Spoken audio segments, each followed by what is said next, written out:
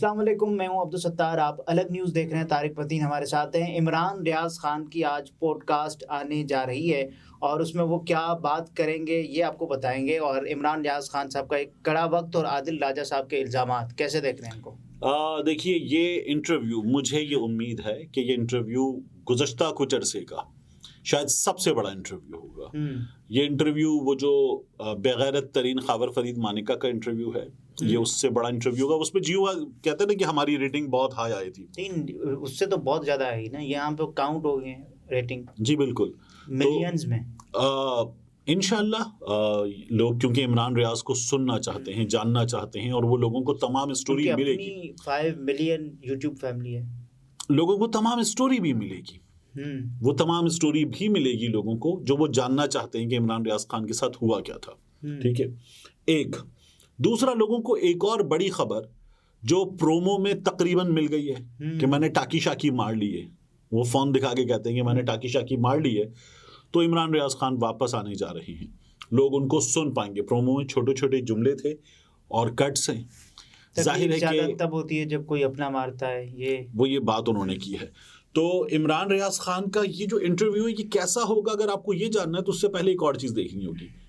Cross examination से ये तीसरा ट्वीट हुआ है ट्विटर हैंडल से, ठीक है, या एक्स के हैंडल से ये तीसरा ट्वीट हुआ है। मियां अली अशफाक साहब कहते हैं कि उन तमाम तर लोगों को हैरत होगी जो ये कहते हैं कि इमरान रियाज खान साहब बदल चुके हैं, क्योंकि अफवाह साजों के लिए ये एक डरावना ख्वाब होने जा रहा है। उनका मफहूम यही है। बिल्कुल, और वो अपना जहां से खत्म हुआ था वहीं से शुरू करेंगे अपने व्लॉग का सफर। ठीक है, तो एक बात क्लियर हो गई कि इमरान रियाज खान जो है वो वापस आ रहे हैं और आकर अपनी वीडियोस, अपना यूट्यूब का काम शुरू करेंगे। मैंने आपको कल क्या बताया था, भौचाल वाली बात जो मैंने की थी, तो मेरा ख्याल है कि ये वैसा ही होने जा रहा है जैसा कि मैंने कहा था। और ये मुझे इमरान रियाज खान ने या उनकी टीम ने नहीं बताया था। अच्छा, ये अंदाजा, ये मैं वहां पर उस महफिल में जब बैठा हुआ था और वो लोग आ गए, आखिर में आए थे वो उनकी टीम के लोग, तो तब मैंने ये तमाम चीजें देखी, मुझे अंदाजा हुआ कि ये होने जा रहा है। और थोड़ा बहुत वहां पर उस गुफ्तगू से पता चल रहा था कि ये प्रैक्टिस जरूर जारी है। और मैंने ये अंदाजा लगाया कि ये जितनी मेहनत करता है ये शख्स, ये 2 महीने में कर लेगा इसे। क्योंकि जब मैं वहां गया तो इमरान रियाज खान को, अब वो तो खैर उनकी फैमिली में भी शेयर कर दी, तो बच्चों के साथ घर के नजदीक एक छोटा सा पार्क है, उसमें वो एक घोड़े को लेकर बच्चों को हॉर्स राइडिंग करवा रहे थे। अच्छा, तो उसके बाद फिर मैंने वो तस्वीरें और वो वीडियोस वहीं पर देख ली जब वो खुद हॉर्स राइडिंग कर रहे थे। अब वो शख्स जो इतना कमजोर होकर आया, हॉर्स राइडिंग के लिए बड़ी ताकत चाहिए होती है, बड़ी फिजिकल फिटनेस चाहिए होती है, तो वो हॉर्स राइडिंग कर रहे थे। तो ये चीज़, या वो खुद को फिट करने के लिए एक्सरसाइज वगैरह करना, अपने आप को फिट करने के लिए वॉक वगैरह करना, ये तमाम चीज़ें उन्होंने शुरू कर दी थी। और फिर वो हमने आईने के सामने बोलने की प्रैक्टिस भी देख ली थी। उस्मान रियाज खान साहब, तो ये तमाम चीज़ें बता रही थी कि वो मेहनत कर रहे हैं, वापस आना चाहते हैं और आकर दोबारा बोलना चाहते हैं। और ये वो चीज़ थी जो शायद उनके गायब होने की सबसे बड़ी वजह थी। उन्होंने कहा कि मैंने अपनी यूट्यूब मतलब जो टीम थी उससे पूछा कि सबका छोड़ो, सिर्फ राना सनाउल्लाह का बताओ, कि उन्होंने मेरे जाने ये मेरे सामने हुआ था। अच्छा, ये बिल्कुल मेरे सामने हुआ था। हम इमरान के घर से निकले, हाउसिंग सोसाइटी है जो अभी तकरीबन टू द एक्सटेंट ऑफ 85% गैर आबाद है, बहुत थोड़े घर बने हुए प्लॉट्स हैं। तो हम इमरान के घर से निकले और हाउसिंग सोसाइटी में हम वॉक करते हुए जा रहे थे। तो इमरान ने पूछा, और उन्होंने वहाँ पर जो हाउसिंग सोसाइटी में एक बहुत छोटा सा एक एरिया बनाया हुआ है जहाँ पर उन्होंने अपने 1 से 2 अदद घोड़े हैं, डॉग्स पाले हुए वो रखे हुए हैं, कुछ मुर्गियाँ वगैरह हैं, तो ये जानवर वहाँ पर कुछ रखे हुए हैं। और पहले वो रिकॉर्डिंग वहाँ करते थे, उसमें एक छोटा सा कमरा बना हुआ है, स्टूडियो। तो अब जो है वो रिकॉर्डिंग वहाँ पर नहीं होती, तो वो इमरान ने जगह बनाई हुई थी। तो हम वॉक करते वहाँ तक जाते, इमरान वो दिखाना चाह रहे थे। तो तब ये बात मेरे सामने ही हुई थी। एक और वजीर के हवाले से भी बात हुई थी, चूंकि वो बात अभी सामने नहीं आई इसलिए मैं नहीं रख रहा। उन्होंने, उन वजीर साहब ने क्या किया था कि एक मौका था जिस पर उनसे मीडिया ने बात की, इमरान रियाज के हवाले से बात की, तो उन्होंने एक इंतहाई मायूस कुन जवाब भी दिया और इंतहाई पस्त बात भी की। पहुंच चुके, तो अच्छी खातून वजीर नहीं है, समझ गए, तो बहुत ही पस्त बात भी की थी। तो ये इन लोगों के किरदार हैं। बाकी ये जो इंटरव्यू है ना, ये बहुत खलबली मचाएगा, बहुत परेशान करेगा। अच्छा, फिर राना सनाउल्लाह के बारे में उनकी टीम ने ये बताया ना उनको कि उन्होंने न सिर्फ आपके हवाले से लाइल्मी रखी बल्कि आपके खिलाफ प्रोपेगेंडे का हिस्सा भी रहे। बिल्कुल रही, और ये सिर्फ राना सनाउल्लाह या जिनकी मैं बात करूं वो नहीं, उसके अलावा भी कुछ लोग थे नून लीग के खास तौर पे। आपने बड़ी इंपॉर्टेंट चीज मिस कर दी। मैं ये कह रहा हूँ कि ये इंटरव्यू ना बहुत बहुत बड़ी तादाद में लोगों को बड़ा परेशान करेगा। वो कैसे? इमरान कुछ लोगों के पास ही था ना, यहीं के लोग थे ना, कहीं पाकिस्तान से बाहर तो गया नहीं था ना, अफगानिस्तान वापस वाली आया, जो बातें थी तो वो दम तोड़ गई। ठीक है, ये वापस आया है तो वो डेफिनेटली यहाँ कहीं ना कहीं किसी ना किसी के पास था। जितना इस इंटरव्यू के बारे में मैं और आप जानना चाहेंगे कि इमरान क्या बोलेगा, उससे ज्यादा वो जानना चाहेंगे कि इमरान क्या बोलेगा। बिल्कुल, वो ज्यादा जानना चाहेंगे कि ये क्या बोलेगा। ठीक है ना, वो पुलिस ने गिरफ्तार किया था, वो पुलिस थी, कोई और था, कोई सियासी लोग थे, गैर सियासी लोग थे, क्या थे, वो ज्यादा जानना चाहेंगे वो कि तो ये इमरान अब न्याज़ ही क्या बताएंगे इस बोलेगा। बारे में बेहतर। बिल्कुल। और आदिल राजा साहब क्या कह रहे हैं, उनको क्या हो गया? आदिल राजा साहब, मैं ये अंदाजा लगा रहा हूँ और मेरा ये ख्याल है कि मैं बड़ी हद तक दुरुस्त अंदाजा लगा रहा हूँ। उनको पता है कि इमरान रियाज साहब के साथ क्या हुआ है?